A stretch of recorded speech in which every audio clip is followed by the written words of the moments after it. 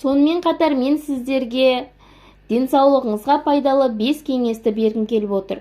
Денсаулық баға жетпес асыл дүние. Оны заманауи қарбалас өмір ырғағында қалай сақтауға болады? Денсаулықты сақтауға және жақсы көңіл күйде болуға көмектесетін 5 кеңесті ұсынамыз.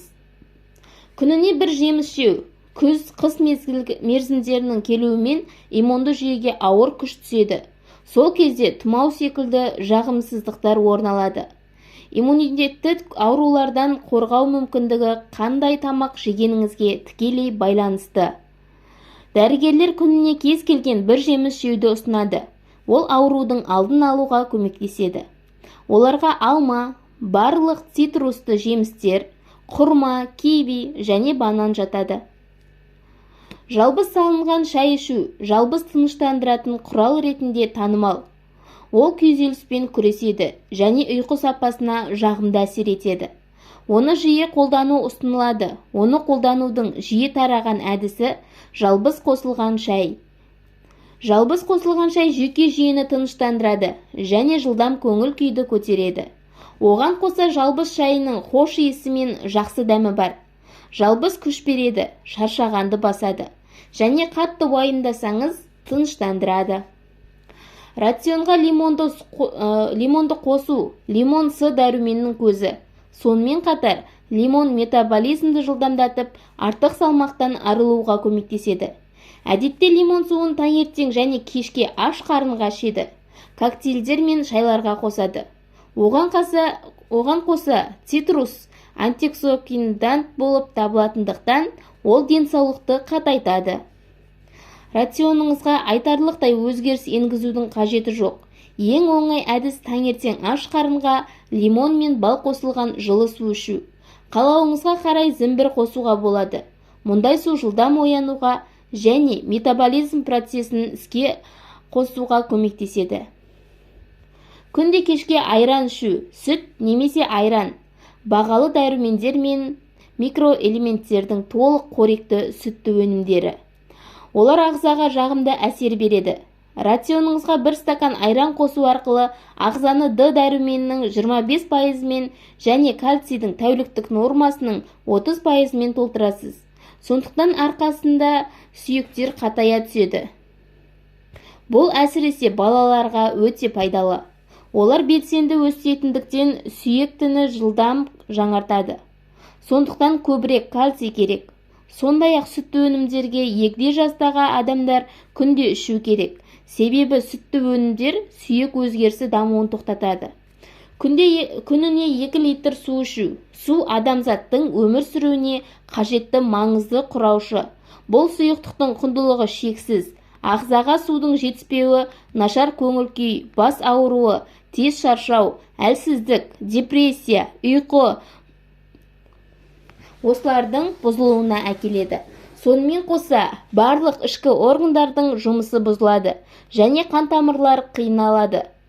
Күнде қажетті мөлшердегі су ішу инфаркт болу қаупін азайтуға ықпал етеді. Біздің денсаулығымызға пайдалы 12 тағам. Бірінші, сүт. Адамзат баласы дүниеге келген кезде әуелі ана сүтін қорек етеді. Ана сүті өмірге келген жас сәбидің дамып, өсуіне ықпал етеді.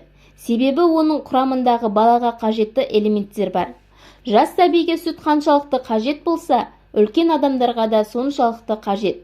Сүттің құрамындағы ақуыз тырнақ, шаш өсімін жақсартып, сүйектердің қатайып, мықты болуына әсер етеді. Дәрігерлердің айтуы бойынша күнделікті майлылығы төмен сүт өнімдерін пайдалану ас қорыту жүйесін жақсартады. Екіншіден, айран. Сүтте бар элементтер айранда да бар. Сондай-ақ айранға ағзадағы зат алмасу жүйесін жылдамдатады. Артық салмақтан арылуды көздейтін жандар күніне 1 стакан айран ішсе, діттеген мақсатына жете алады. Диетолог мамандардың айтуынша айранды кешкі уақытта ішкен пайдалы. Үшіншіден, тауық еті. Тауық етінің құрамында В тобындағы дәрумендер, ақуыз бен амин қышқылдары бар. Ас қорыту жүйесін, ағзадағы қан айналымын, жүрек пен бұлшықет жұмысын жақсартады.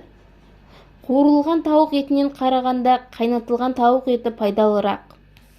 Төртіншіден, балық. Балық құрамындағы ағзаға қажетті барлық элементтер бар.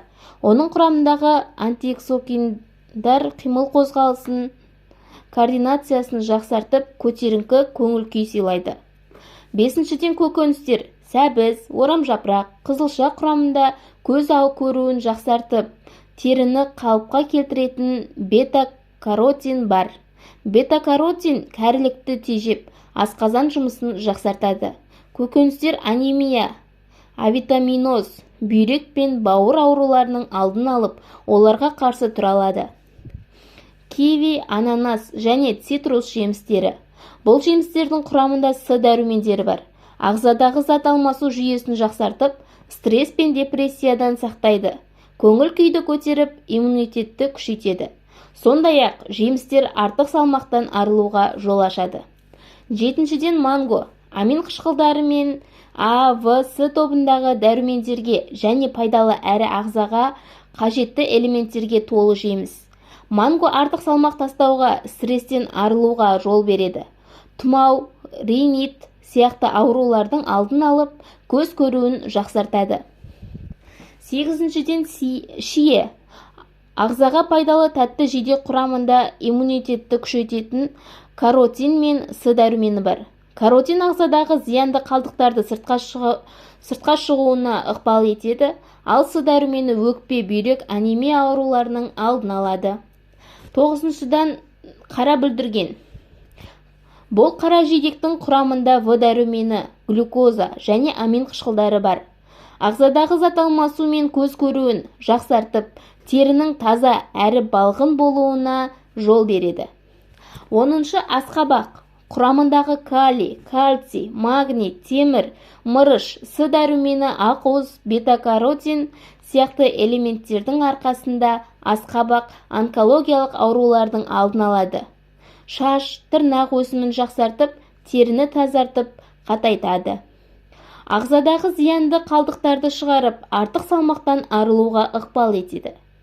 11-ші, теңіз орамжапырағы. Мырыш, темір, калий, кальций, селен, мыс сияқты минералдарға бай көкөніс, жүрек, асқазан, зат алмасу жүйесін жақсартып, семіздік, қант диабеті, йод жетіспеушілігі сияқты аурулардың алдын алады.